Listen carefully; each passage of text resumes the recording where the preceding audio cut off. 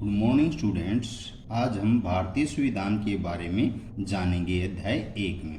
इस अध्याय में हम फुटबॉल के खेल से यानी कि अपनी बात शुरू करते हैं। यानी कि जैसे फुटबॉल का खेल होता है ऐसे ही फुट यानी कि पैर, बॉल यानी गेंद, तो फुटबॉल जो पैरों से खेला जाता है। आप में से ज़्यादातर बच्चों ने इस खेल के बारे में जरूर सुना होगा, देखा होगा, खेला भी होगा आपने। जैसा कि इसे नाम से अंदाजा हो जाता है, यह खेल पैरों से संबंधित है।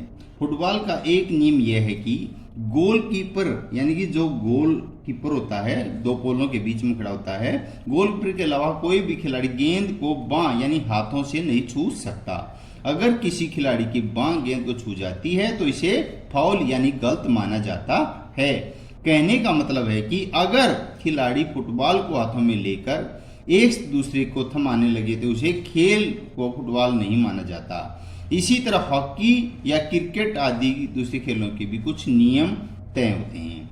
इन नियमों से खेल को परिभाषित करने, अलग अलग खेलों के बीच फर्क करने में मदद मिलती है। इन खेलों की तरह हम समाज के कुछ मूलभूत नियम, कॉन्स्टिट्यूशनल रूल्स होते हैं, जो मूलभूत नियम होते हैं हमारे, उन्हीं से समाज का स्वरूप तय होता है जो हमारे संविधान में लिखे हुए हैं।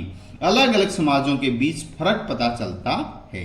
बड़े समाजों में कई अलग अलग समुदाय एक साथ रहते हैं, वहां नियमों को आम सहमति के जरिए तय किया जाता है। आधुनिक देशों में यह सहमति आमतौर पर लिखित रूप में पाई जाती है।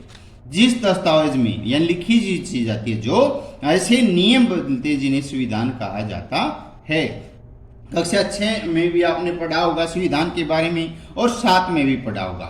सामाजिक राजनीतिक चेतना जीवन की पाठ्य पुस्तकों में हम भारतीय संविधान पर चर्चा कर चुके हैं। इन किताबों पढ़कर हम कभी भी यह सवाल अपने के भीतर पैदा हुआ कि संविधान की जरूरत क्यों है, यानी कि जाति का, रंग का, लिंग का, धर्म का, यानी कि कानून के नाम में, कानून के दायरे में रहकर हम काम कर सकते हैं, तो तभी एक समाज तरक्की कर सकता है। तो आपने यह जानने की कोशिश की होगी संविधान कैसे लिखा गया, उसे किसने लिखा है, यानी कि भारतीय भीमराव अम्बेडकर ने लिखा, यानी कि इसे 2 साल 11 महीने 18 दिन बनने में लगे, यानी कि 26 नवंबर 1949 को तैयार हुआ और 26 जनवरी 1950 को लागू किया गया था इसे। इस अध्याय में हम इन्हीं मुद्दों पर चर्चा करेंगे और भारतीय संविधान की मुख्य बातों पर ध्यान देंगे। ये बातें भारतीय संविधान लोकतंत्र ये बहुत महत्वपूर्ण है। इस पुस्तक के विभिन्न अध्याय में इन विशेष बातों पर जोर दिया गया है। तो यह है किस देश की संविधान की जरूरत क्यों पड़ती है किसी भी देश को। तो आज दुनिया के ज्यादातर देशों के पास अपना संविधान है। आमतौर पर सभी लोकतांत्रिक यानी कि लोकतंत्र, जनता का शासन, जनता के लिए, जनता द्वारा जो होता है, देशों में उम्मीद की जा सकती है कि उनके पास संविधान की जरूरत है। लेकिन इसका मतलब यह नहीं कि जिन देशों के पास अपने संविधान होते हैं वे लोकतांत्रिक देश ही होंगे। संविधान कई उद्देश्यों की पूर्ति करता है। पहला, यह दस्तावेज, यानी कोई चीज लिखी जाती है, एक फाइल बन जाती है, दस्तावेज बन जाते हैं, उन आदर्शों सूत्रबद्ध इकट्ठा किया जाता है जिनके आधार पर नागरिक अपने देश को अपनी इच्छा, सपनों के अनुसार रच सकते हैं। यानी संविधान ही बताता है कि हमारे समाज का मूलभूत स्वरूप क्या है। देश के भीतर आमतौर पर कई समुदाय रहते हैं, उनके बीच कई बातें समान होती हैं, लेकिन जरूरी नहीं कि वे सारे मुद्दों पर एक दूसरे से सहमत हों। संविधान नियमों को एक ऐसा समूह होता है जिन्हें एक दूसरे से सभी लोग अपने देश चलाने के लिए पत्ती बना सकते हैं। इसके जरिए वे न केवल तय करते हैं कि सरकार किस तरह की होगी, बल्कि उन आदर्शों पर एक साझी समझ विकसित करते हैं जिनकी हमेशा पूरे देश की रक्षा की जानी चाहिए। तो 1934 में भारतीय राष्ट्रीय कांग्रेस ने संविधान सभा गठन की मांग की, पहली बार अपनी अधिकृत नीति से शामिल किया।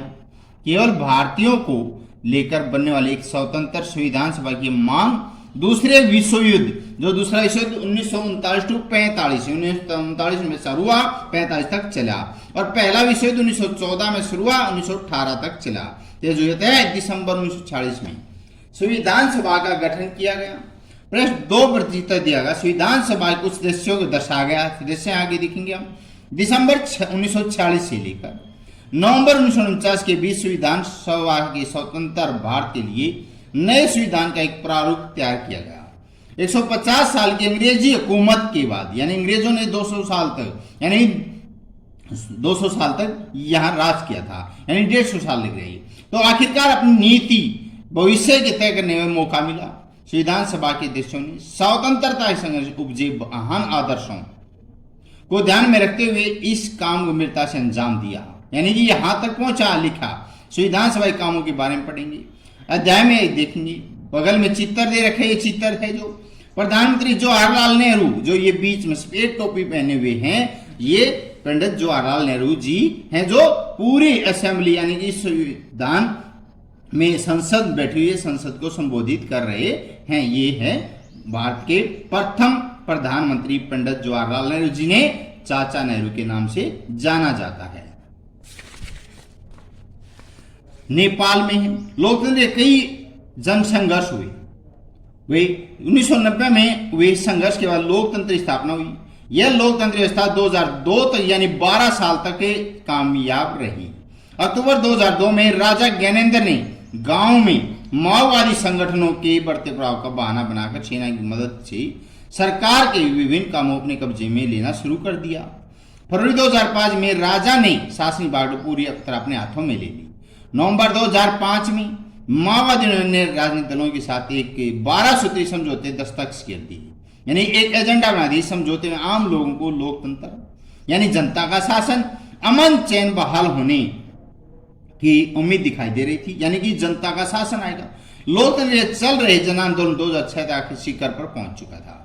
आंदोलनकारियों ने राजा की ओर से की गई छोटी मोटी रियायतों को नामंजूर रद्द कर दिया। आखिरकार अप्रैल 2006 में राजा को तृतीय संसद बहाल करके राजनीतिक दलों को सरकार बनाने मौका देना पड़ा। 2008 में राजतंत्र, राजा का शासन खत्म करने के बाद नेपाल लोकतंत्र बन गया। 2006 में लोकतंत्र की मांग को लेकर चलने वाले जनतांत्रिक आंदोलन के दृश्यों पर चित्र में दिखाए गए। इन बातों का ध्यान मतलब है कि यह समझने के लिए आइए दो बिल्कुल अलग अलग स्थितियों पर गौर करें। दोनों घटनाएं भारत की उत्तर सीमा पर स्थित नेपाल के ताजा इतिहास की घटना है। समाचार पत्रों के माध्यम से ऊपर दी गई खबरों में बताया गया कि नेपाल के लोगों हाल ही में अंतरिम संविधान मंजूरी दी गई। सवाल यह उठता है कि जब नेपाल में पहले से ही संविधान था तो उसे संविधान जरूरत क्यों पड़ी? इसका कारण यह कि कुछ समय पहले तक नेपाल एक राजतंत्र था, यानी राजा का शासन हुआ करता था, वहां राजा शासन था। 1990 में नेपाल पिछला संविधान इस सिद्धांत पर आधारित था कि शासन की सर्वोच्च सत्ता राजा के पास हुई। नेपाल के लोग कई दशक से लोकतंत्र स्थापना के लिए जन आंदोलन चलते आ रहे हैं। इसी संघर्ष फलस्वरूप 2006 में आखिरकार उन्हें राजा की सत्ता खत्म करने के लिए कामयाबी मिली। नेपाल के लोग लोकतंत्र की रास्ते में चलाना चाहते थे। इसके लिए उन्होंने एक नया संविधान चाहिए था। फिर वे पिछले संविधान को इसलिए नहीं अपनाना चाहते क्योंकि उनमें आदर्श नहीं थे। नेपाल के लिए चाहते थे कि जिसके लिए वे लड़ते रहें। जिस तरह फुटबॉल खेल नियम बदलते हैं, खेल बदल जाता है, उसी तरह नेपाल राजतंत्र की जगह लोकतंत्र शासन व्यवस्था चलने के कारण सारे नियम बदलने लगे ताकि एक नए समाज की रचना की जा सके। यही समाधान नेपाल के लोगों ने 2015 में अभिदेश के एक नया संविधान लिख अपनाया। ऊपर चित्र दिए गए 7 अंश लोकतंत्र नेपाल के संघर्ष के बारे में बताया गया है। संविधान दूसरा उद्देश्य है, लक्ष्य होता है कि राजनीतिक व्यवस्था तय करना। नेपाल पुराने संविधान में कहा गया है कि देश की शासन की बागडोर राजा और मणितंत्री परिषद की होनी चाहिए। जिन देशों में लोकतंत्र शासन पद्धति या राज व्यवस्था चुनी गई वहां निर्णय प्रक्रिया के नियम तय करने संविधान बहुत अहम भूमिका निभाएगा। अब समरी देखेंगे। तो भारतीय संविधान की समरी है। तो संविधान किसे कहते हैं? किसी देश का शासन चलाने के लिए आवश्यक मूलभूत नियमों का संग्रह है। संविधान क्यों आवश्यक है? शासन व्यवस्था सुचारू रूप से चलाने, राजनेताओं के हाथों सत्ता दुरुपयोग को रोकने के लिए, नागरिकों को समानता प्रदान करने, शोषण से उनकी रक्षा करने के लिए है। निरंकुशता ऐसी स्थिति जिसमें राजा के ऊपर किसी प्रकार के नियमों का कोई प्रतिबंध नहीं होता। संविधान सभा है भारतीय संविधान का निर्माण करने के लिए। जुलाई 1946 में एक सभा का गठन किया गया था। डॉक्टर भीमराव अंबेडकर जिसने संविधान लिखा, डॉक्टर भीमराव अंबेडकर भारतीय संविधान के जनक पितामह कहा जाता है। ये भारतीय संविधान का निर्माण करने के लिए प्रारूप समिति के अध्यक्ष थे। संघवाद देश में एक से अधिक सरकारें होना चाहिए, केंद्र सरकार और राज्य सरकार। सार्वभौमिक व्यवस्था दी यानी सभी आदमी वोट का अधिकार मिले देश के नागरिकों को। जो चाहे जाति का, रंग का, लिंग किसी का भी हो, सभी को वोट का अधिकार मिलना चाहिए। आयु को पार कर लेते हैं बिना किसी भेदभाव के मताधिकार प्रदान के साथ जो भारत में 18 साल के हो जाते हैं वोट डालने का अधिकार मिल जाता है। संसदीय शासन पद्धति ऐसी शासन पद्धति जिसमें जनता द्वारा निर्वाचित जनप्रतिनिधि संस्था द्वारा शासन चला जाता है। शक्तियों बंटवारा संविधान के अनुसार सरकार के 3 अंग है, विधायिका, कार्यपालिका, न्यायपालिका। इन तीनों में शक्तियों का अलग अलग बंटवारा किया गया है। सरकार संविधान के अंतर्गत देश के ऊपर शासन चलाने वाली संस्था को सरकार कहते हैं। आज यही था।